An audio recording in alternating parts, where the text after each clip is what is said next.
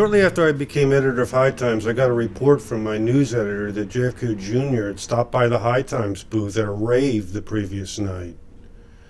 I always felt a strange connection with John, especially after he became editor of a national magazine shortly after I attained that same title at a much different publication.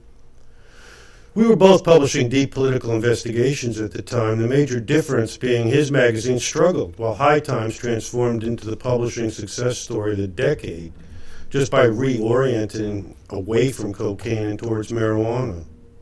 Like most people, I didn't suspect foul play initially in John's death. I believed the lies about him being a bad pilot and flying in bad weather conditions.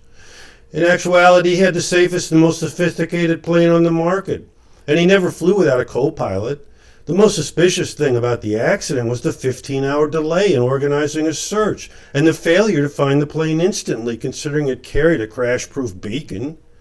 The Wikipedia page on this incident is a joke. It wasn't until I saw John Hankey's video many years later that I realized I'd been duped.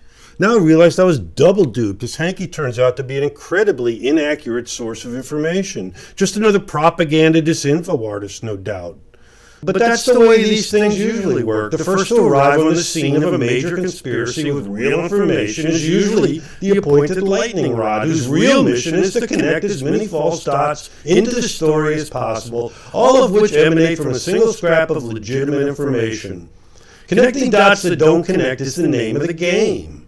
I find it sad how little celebrated JFK Jr. is today. I believe he represented a true chance at a political messiah to crush the octopus that runs the world banking system. But that's probably why they eliminated him. And most cruelly, they took out his wife as well, and her sister, and possibly his unborn child. The real facts are, immediately after JFK Jr.'s plane radioed the tower at Martha's Vineyard, it went into a steep dive into the water. There really is no explanation for this maneuver other than he had a co-pilot who was committing suicide, and that essentially is Hankey's story. And I have to agree with the basic outline, although I refuse to follow him into the rabbit holes as to who, why, or when, or pay attention to his bombastic hyperbole.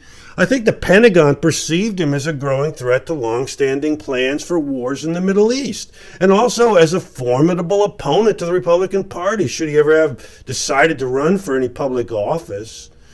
Despite all the problems with the official story, all of which continues today, no one is even trying to bring justice forth, except, of course, for John Hankey. And that's the way this info works.